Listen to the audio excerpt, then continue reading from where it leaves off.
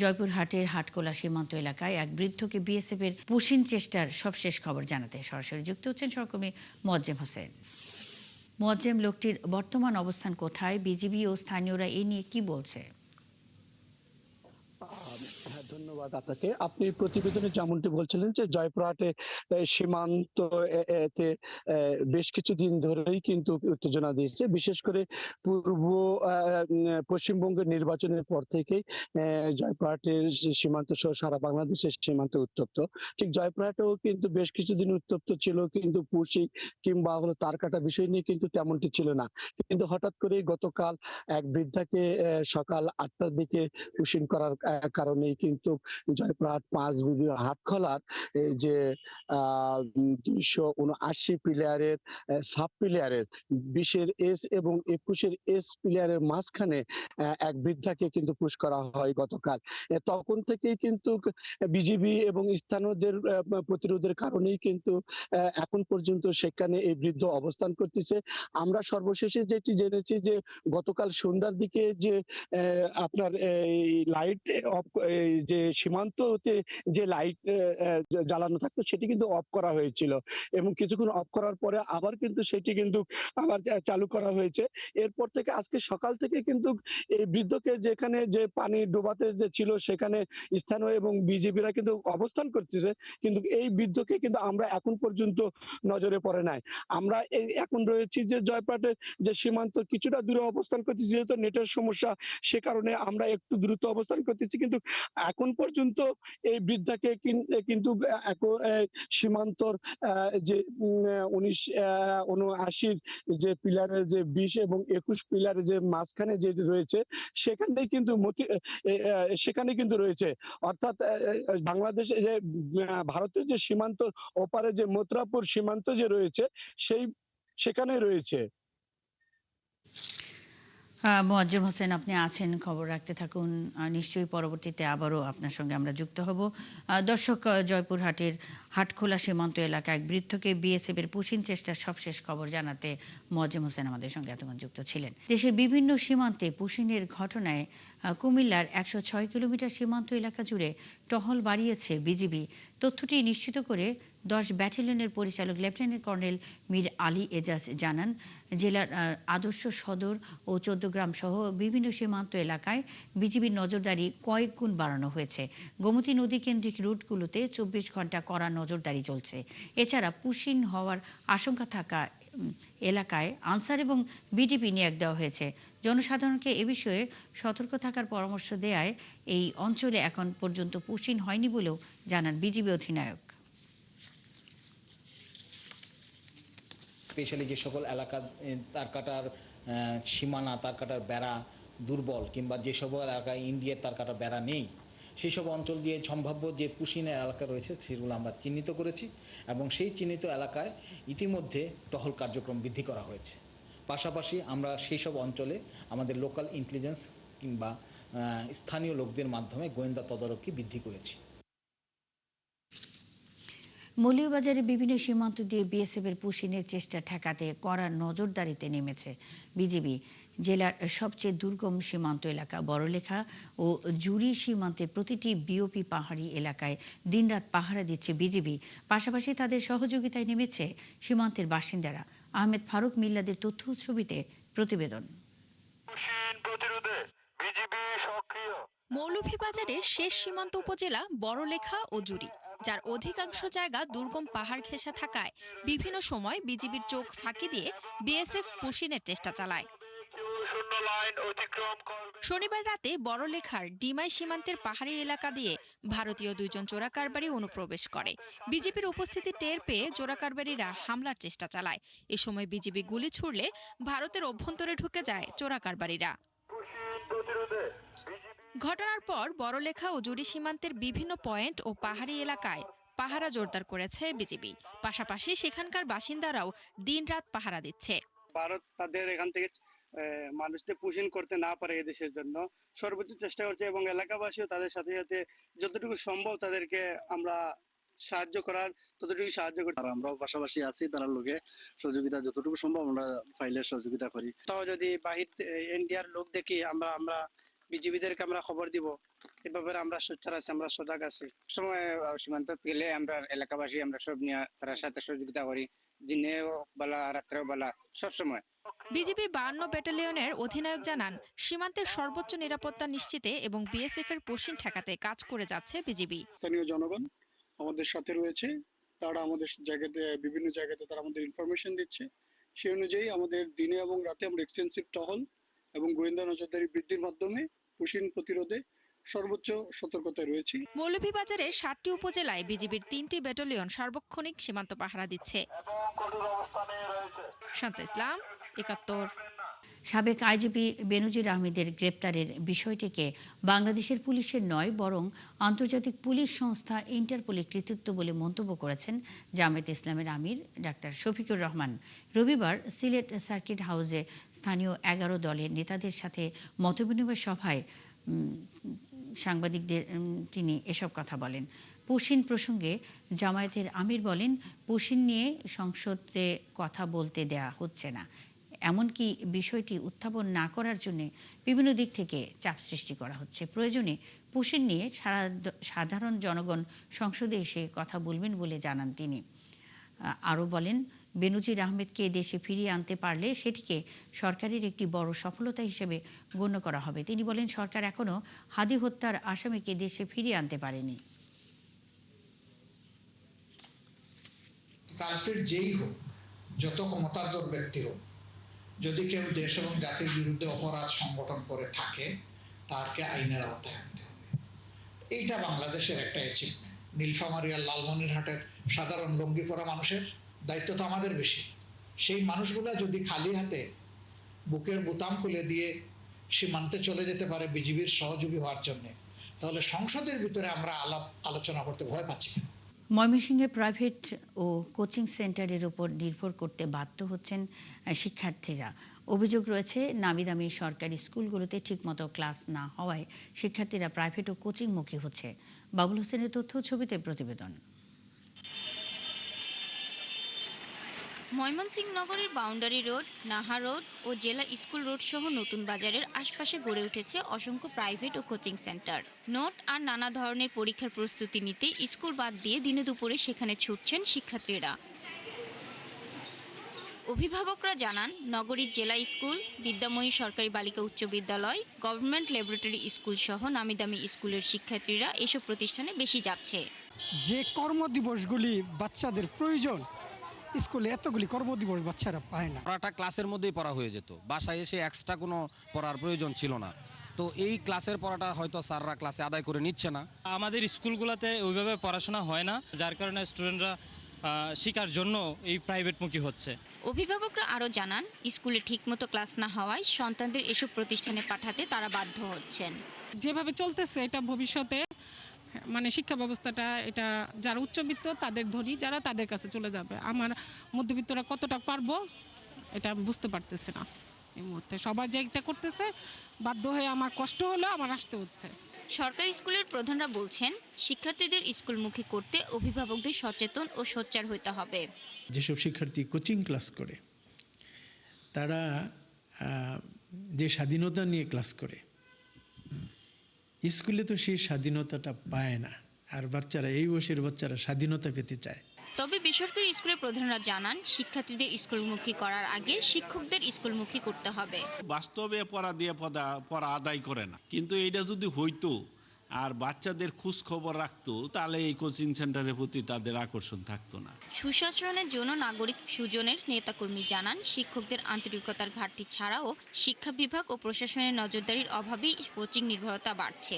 আমাদের শহরে অনেকগুলো বেসরকারি সরকারি স্কুল আছে, এগুলোর দেখভাল করার মতো কিছু কমিটিও আছে, জেলা প্রশাসন আছেন, তারা এগুলোতে কি ধরনের পড়াশোনা হয়, টিচাররা কেমনভাবে ক্লাস নেন, কি করেন, কোনো জবাবদিহিতা আমরা দেখি না।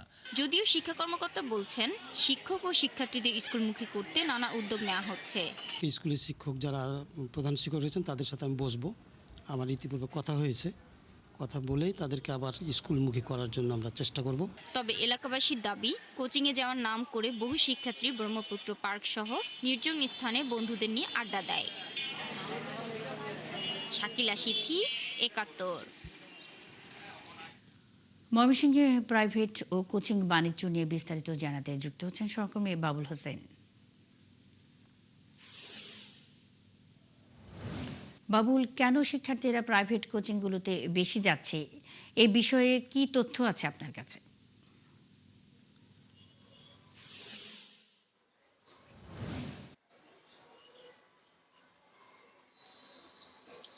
মুন্নি, অভিভাবক এবং শিক্ষার্থীরা যেটি বলছে যে তাদের স্কুলের যে ক্লাসের যে বিষয়টি সেটি আসলে তারা ঠিকঠাক মতন ক্লাস হচ্ছে না এবং অনেক শিক্ষক নিয়মিত দিনের পর দিন অনুপস্থিত থাকার কারণে তাদের যে ঘাটতি এবং সিলেবাস সম্পন্ন করার ক্ষেত্রে যে ঘাটতি তৈরি হচ্ছে মূলত সেটি কভার করতেই তারা কোচিংমুখী হচ্ছে।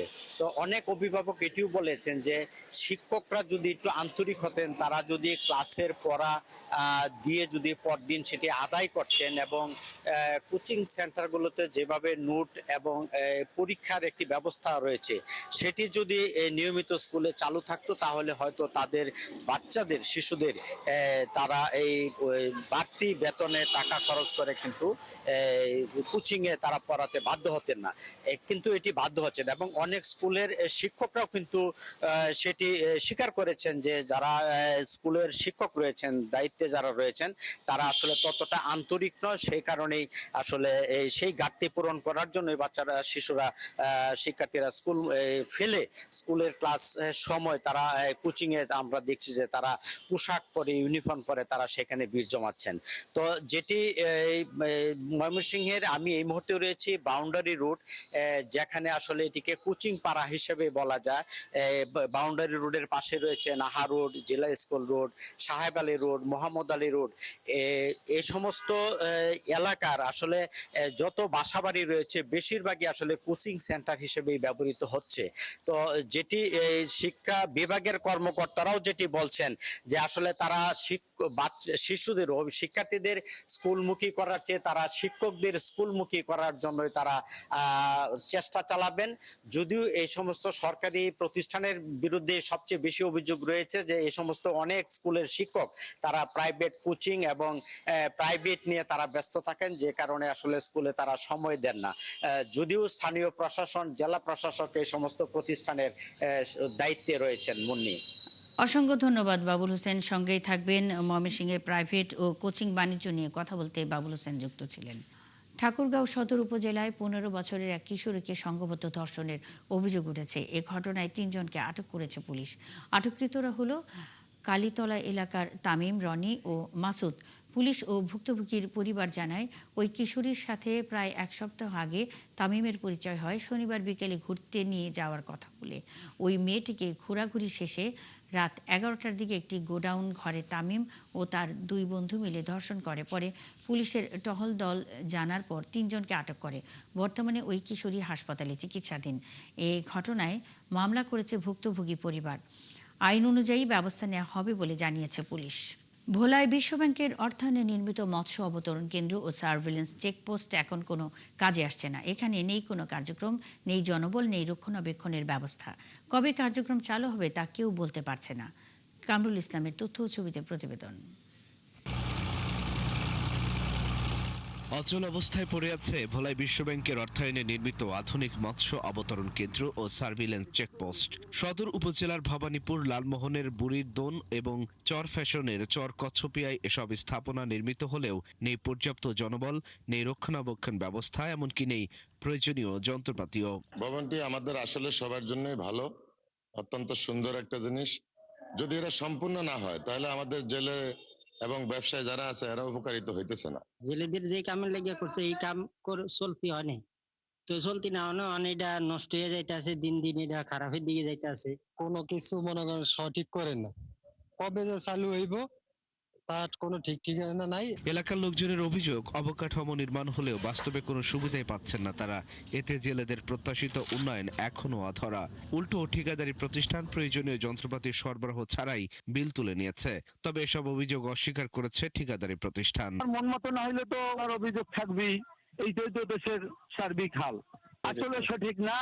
আপনারাও আছেন, আপনারাও বোঝেন, আপনারাও সমাজের একজন, আপনারা যে অভিযোগগুলো দেয় মানুষ সেগুলো আসলে যৌক্তিক কিনা সেইটা দেখবেন। ভবনগুলো মৎস্য অধিদপ্তরের কাছে হস্তান্তর করা হলেও এখনো স্পষ্ট কোনো পরিচালনা পরিকল্পনা না থাকায় কার্যক্রম শুরু করা যাচ্ছে না। এই প্রজেক্টের যে মানে সাইট সিলেকশন বা এটার যে সম্ভাব্যতা, এটা আসলে পূর্বেই এটা তাদের নিরূপণ করে ওনারা এটা করেছেন। আর হলো এটার যে তাছাড়া এটার এখনো কোনো জনবলও কিন্তু আমাদের নাই। এটা অলরেডি এখন মানে হস্তান্তর হয়েছে ঠিক আছে, কিন্তু এটা রক্ষণাবেক্ষণ করার কোনো আমাদের জনবল আমাদের হাতে নাই। জেলেদের দাবি দ্রুত প্রয়োজনীয় জনবল ও ব্যবস্থাপনা নিশ্চিত করে এসব স্থাপনা চালু না করলে 23 কোটি টাকার এই প্রকল্প সম্পূর্ণ ব্যর্থ হবে। আল ইমরান, ৭১। ভরা মৌসুমে চাঁপাইনবাবগঞ্জে আমের দাম নিয়ে হতাশ চাষিরা।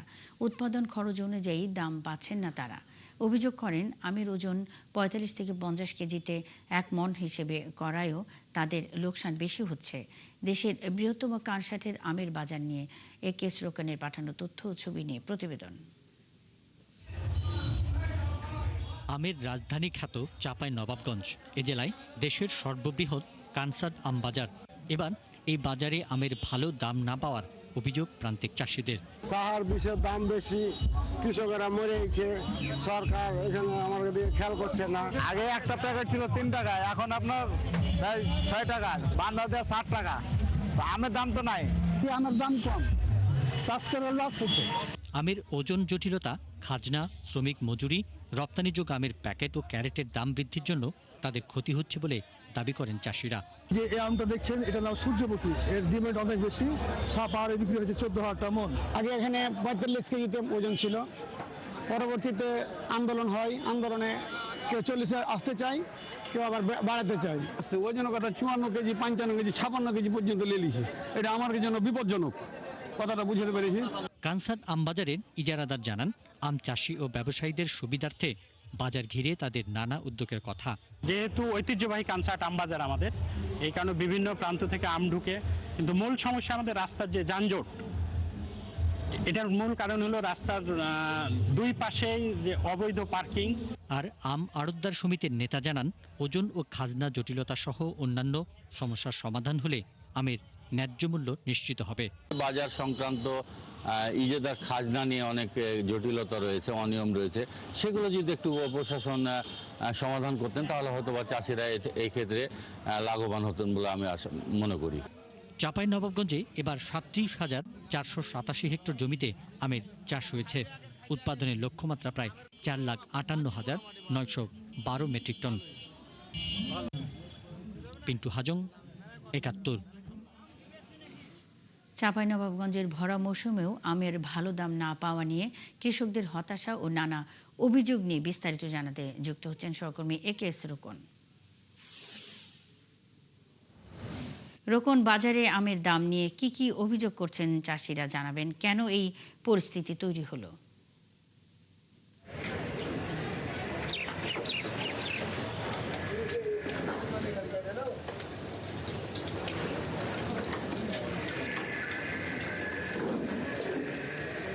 মুন্নি, আপনি জানেন যে বাংলাদেশের সবচেয়ে বড় যে আমের বাজার সেটা হচ্ছে কানসাট আম বাজার। আমি যদি আপনাকে দেখানোর চেষ্টা করি যে পিছনে যে সারি সারি আমের যে ডালিগুলো সাজানো রয়েছে, আপনি দেখছেন যে ভোর 7টা থেকে কিন্তু ইতিমধ্যে আমের ডালিগুলো সাজানো হয়ে গেছে এবং দূর দূরান্ত থেকে অনেক লোকজন আম নিয়ে এসেছে এবং কিছুক্ষণের মধ্যে হয়তো আর আধা ঘন্টার মধ্যে পুরো বাজারটি আমে ভরে যাবে। তো আপনি যে বিষয়টি বলছিলেন, মূলত এখানে আমের ওজন জটিলতা এবং পরিচর্যা খরচ এবং সব মিলিয়ে বিভিন্ন খরচ বেড়ে যাওয়ার কারণে কিন্তু আম চাষিদের মধ্যে এক ধরনের আমরা হতাশা লক্ষ্য করেছি এবং আম চাষিদের সাথে আমরা কথা বলে যেটা জানতে পেরেছি যে আমের ওজন নিয়ে যখনই আন্দোলন হয় ভরা মৌসুমে, তখনই কিন্তু এই আড়তদাররা একটা মানে পায়তারা করে আমের আরো বেশি পরিমাণে আম নেওয়ার জন্য। এবং আমরা এই বিষয়ে যদি একটু কথা বলার চেষ্টা করি, আমরা একজন আড়তদারকে পেয়েছি এবং তিনি প্রচার সম্পাদক আড়তদার সমিতির। তার সাথে আমরা যদি একটু কথা বলার চেষ্টা করি, আপনারা এই যে চাষিদের কাছ থেকে ওজন বেশি নিচ্ছেন কেন, 54 কেজি নিচ্ছেন কেন? আসলে মূলত সমস্যাটা আমাদের কানসাটে একক না, বা কোনো আম আড়তদার সমিতি আমরা এককভাবে দায়ী না। এটা দায়ী বিভিন্ন সমস্যা, বিভিন্ন আছে। এটা রাজশাহী জেলার সমস্ত বাজারে এক এক জায়গায় এক এক রেট। 46 কেজি 46 কেজিতে মন থেকে আপনার প্রায় 60 কেজিতে মন এক এক বাজারে এক এক রকম।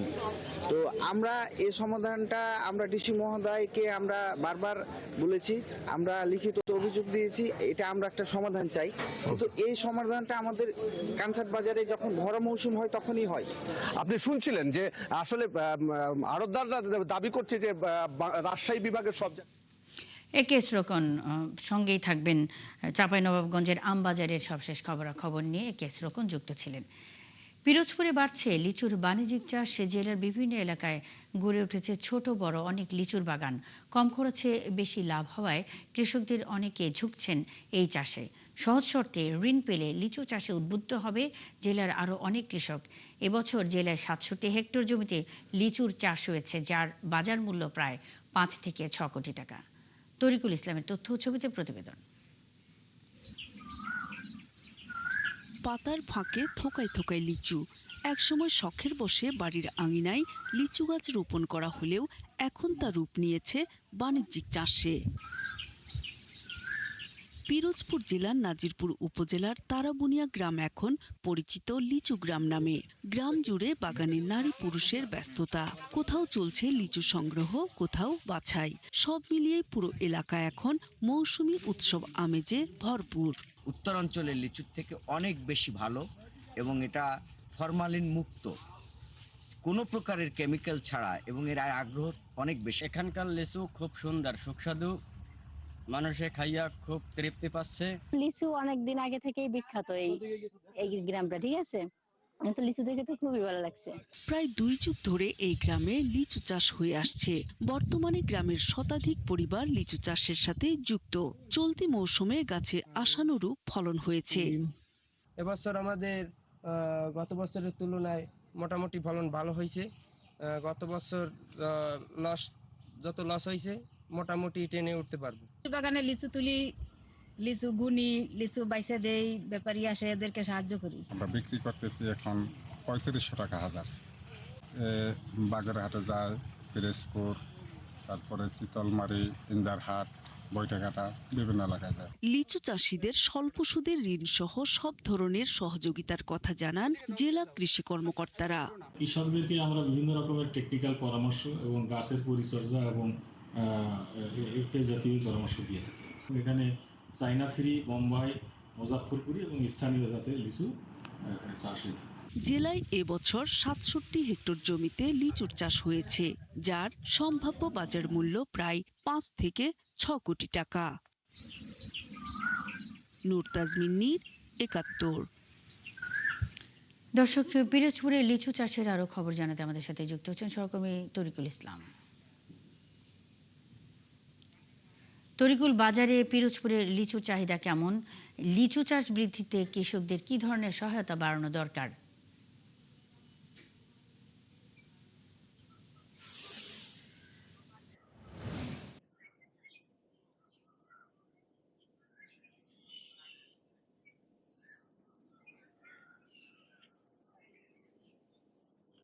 মুন্নি, আপনি যেমনটা বলছিলেন, পিরোজপুর জেলার বেশ কয়েকটি উপজেলায় কিন্তু বর্তমানে লিচু চাষ হচ্ছে। সেই লিচুকে কেন্দ্র করে কিন্তু স্থানীয় যারা চাষি রয়েছে তারা কিন্তু আর্থিকভাবে অনেক লাভবান হচ্ছে।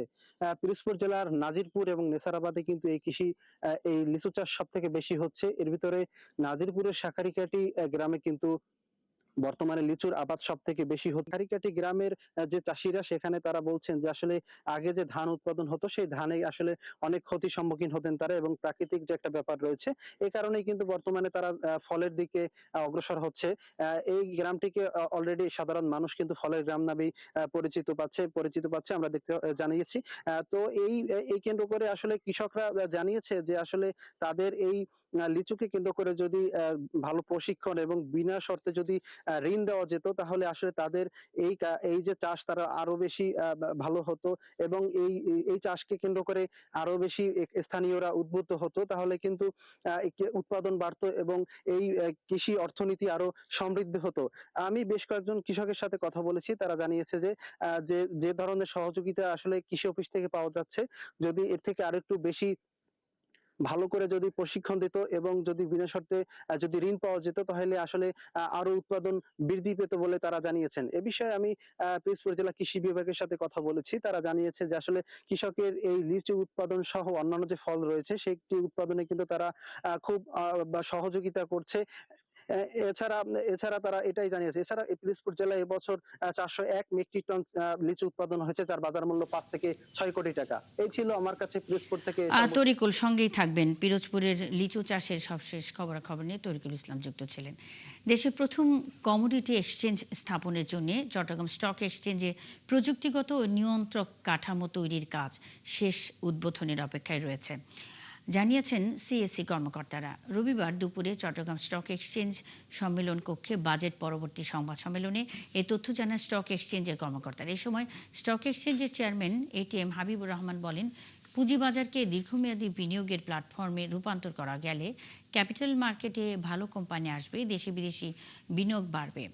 একই সাথে আধুনিক প্রযুক্তি নির্ভর এক্সচেঞ্জ পরিচালনায় 2026-27 অর্থ বছরের বাজেট স্টক এক্সচেঞ্জের কমোডিটি সেগমেন্টকে আগামী 5 বছরের জন্য কর অবকাশ দেওয়ার প্রস্তাব দেন সংস্থাটির কর্মকর্তারা। চট্টগ্রাম উন্নয়ন কর্তৃপক্ষ সিডিএকে দুর্নীতিমুক্ত, স্বচ্ছ ও জনবান্ধব প্রতিষ্ঠানে পরিণত করার অঙ্গীকার করেছেন নবনির্বাচিত চেয়ারম্যান ইঞ্জিনিয়ার বেলায়েত হোসেন।